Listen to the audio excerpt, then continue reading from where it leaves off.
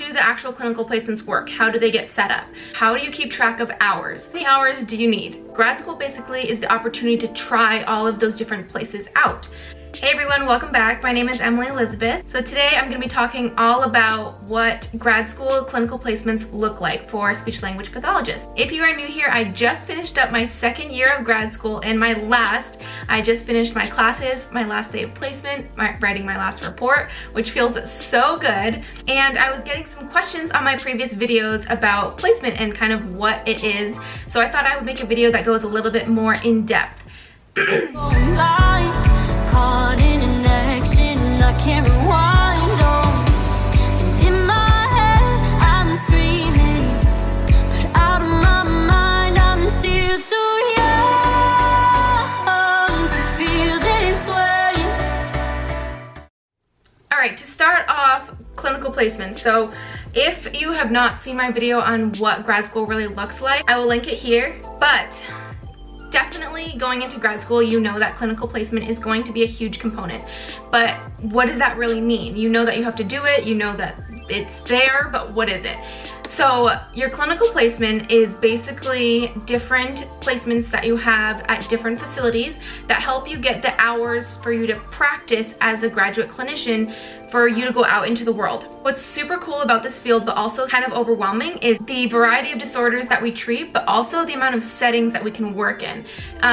You can work in so many. You can look it up. We can do hospitals, rehab centers, private practices, schools, early intervention, so many different things. The list goes on and on. But because there are so many and that can feel kind of daunting and overwhelming, grad school basically is the opportunity to try all of those different places out. There are going to be components of this video that are for general programs, but also some components that will be specific to my program and my experience. But either way, I think it'll be really helpful for you guys. So every program is different, but they all have to provide you with the opportunity to be in 3 different clinical settings. So this could mean a school, a private practice, online simulations, things like that. I had to do a lot of those because I was the COVID guinea pig in grad school. We had to do some simulations while everything was shut down to keep up with our hours. Anyways, you have to be in 3 different settings. One of these settings can also be your university clinic if your school has a clinic on campus or associated with your school. So let's talk about hours. One of the biggest things that I have seen is, how do you keep track of hours? Well, it's kind of confusing and every school has a different system, but you track every single hour of intervention and or evaluating a student or client that you do. It all gets tracked because they want to make sure that you get all of your hours. So how many hours do you need? Well, you need 400 hours total for graduate school, and 25 of those hours come from observation hours. So either an undergrad as a communication sciences and disorders major, do 25 hours of observation. If you did not go to school for communication sciences and disorders, you have to do that as a prerequisite. You have to take prerequisite classes for grad school, which is a whole nother story, but you also have to do those 25 observation hours. So that counts towards graduate school. So then you have 375 hours left to do. My school used a platform called Calypso. So there's those 9 big disorder areas that entail speech language pathology, and you have to get experience in all of those 9 areas. And then you also have to get experience with both children and adults. So it seems very overwhelming at first. When I looked at mine and it said zeros across the whole thing, I was like, oh my gosh, I have such a long way to go. But as you're doing it, you're getting the experience. So it seems less overwhelming because you're learning what to do. You're treating those people and evaluating these people and helping them, which is really awesome. So eventually, as the time goes on, the numbers in these boxes add up. I filled mine out weekly. So you go in and you type in what hours you did in what disorder area and for how long. And then my supervisor has to approve them. So that was the process for me specifically, but that is generally what will happen at your program as well at a clinical placement.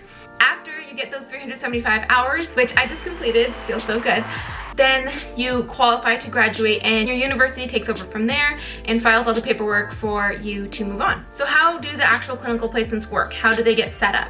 So typically, this again can vary depending on your school. Some schools have the students go out and find their own clinical placements, and some universities set them up for the students themselves. So I actually have a friend who they had to set up their own clinical placements themselves and then check with their supervisor about it to make sure that it was fine.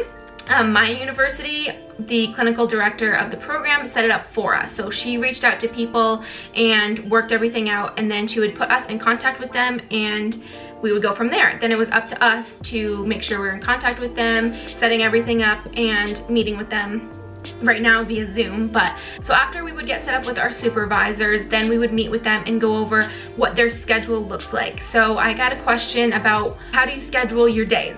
This really is dependent on your placement, because that supervisor already has a caseload that you're basically just jumping into and taking over. So all of those students or clients have been being seen by that clinician, and they already have a time, a day that they come in or that they are seen. So you kind of fit to whatever that schedule is.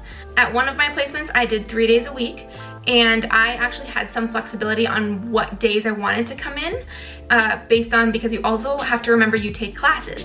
Most of my classes were at night, so you have to kind of balance, do you want to have clinic all day, class at night, or just clinic one day, just class one day? You have to kind of figure that out. And also some of you, I'm sure, have jobs. So working around that definitely helps if your supervisor is flexible. At the current placement I was just finishing up at, most of my students were only being seen in person Thursdays and Fridays just because of COVID regulations. So I had to go in on Thursdays and Fridays. But then I also saw students remotely on Mondays and Tuesdays.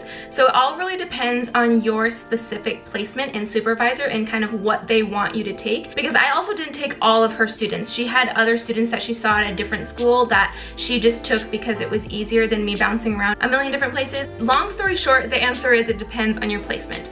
And then after we decided which days I was gonna come in, shared with me the schedule, so what times and days she sees which student, and then that became my schedule. For example, the first student that I saw was at 9 o'clock, and so I would be there at 8:30, 8:45 and set up to see that first student. And the last student that we saw from 2 to 2:30, so that's when my day would end. So it all really depends on that placement. So over the course of these placements, like I said, you're getting experience in all 9 categories that you have to, that ASHA says that you have to get experience in, because that's what we're qualified to do. But you'll also get experience with different populations, different disorder areas, different age groups. Basically, they're preparing you to go out into the world and be in anywhere, which is why it seems super overwhelming in grad school, but then afterwards you pick and choose what you liked best. So some of us were at a school, some of us were at the university clinic, some of us were at a hospital, some were at a rehab center or a skilled nursing facility. So we all got to try and pick and choose and also learn about each other's placements and see what we liked doing the best. That's has been really helpful. And also when you go to get a job, now you've had experience in that field. When I was going to my placements, it wasn't just observing, it was me taking on the caseload, and those became my students and my clients. I had full responsibility of what I wanted to do, and obviously you have more leeway as you continue throughout grad school because you have more experience, but eventually they are your caseload and they kind of just throw you right in because that's the easiest way to learn. That's the best way to learn. This is kind of a sidetrack, but don't be afraid to make mistakes. You're going to make mistakes, and I had to remind myself that I'm still learning. I'm not an experienced know-it-all SLP yet. So that was really hard just because at other jobs, say you work at a restaurant or Walgreens or McDonald's, I don't know, whatever it is, you learn the routine really quick because there's not much to learn. Whereas this is a 2-year, sometimes 3-year long process. So you just have to give yourself time to soak it all in because you will get there. Anyways, so kind of just an overview, you have to be in different settings. Most likely it'll be broken up by semester. Each semester you're in a different location. So luckily my university did have a clinic on campus, and so that's the first semester that we started in. My program let us dive right in. There are some programs that don't let you start clinic until the second year or wherever however they set it up. Every school has their own system, but my school started right from day one, basically. Well, week 2 we started seeing clients, which was kind of crazy, but it was great because we got the experience. They provided a lot of in-house support in terms of how to write, because you learn how to write goals and do all the paperwork so that when you go out to an external placement, we call it, you kind of know more what you're doing. That's at least how we were set up. Other schools, like I said, will set it up differently. Regardless, they all make sure that you're prepared to go out to those placements. It is nerve-wracking, but you guys got this. Whether you are in undergrad right now or thinking about this field, it'll all work out. I had to take it day by day, but you do eventually get there and you do eventually get more confident. That is definitely something I saw as a change for myself. It does seem a little bit overwhelming, like I said, but eventually it just goes. Your school sets up and tells you what you have to do, usually very clearly because they've been doing it. So they all have their own system, but generally this is what you can expect. At the end of the day and at the end of the program, you will have all the experience you need to graduate.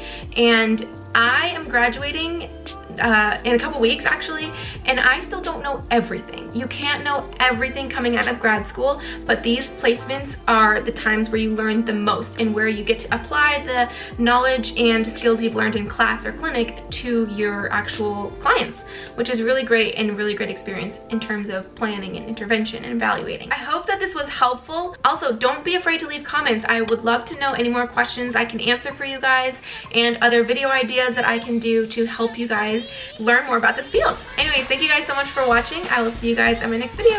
Bye!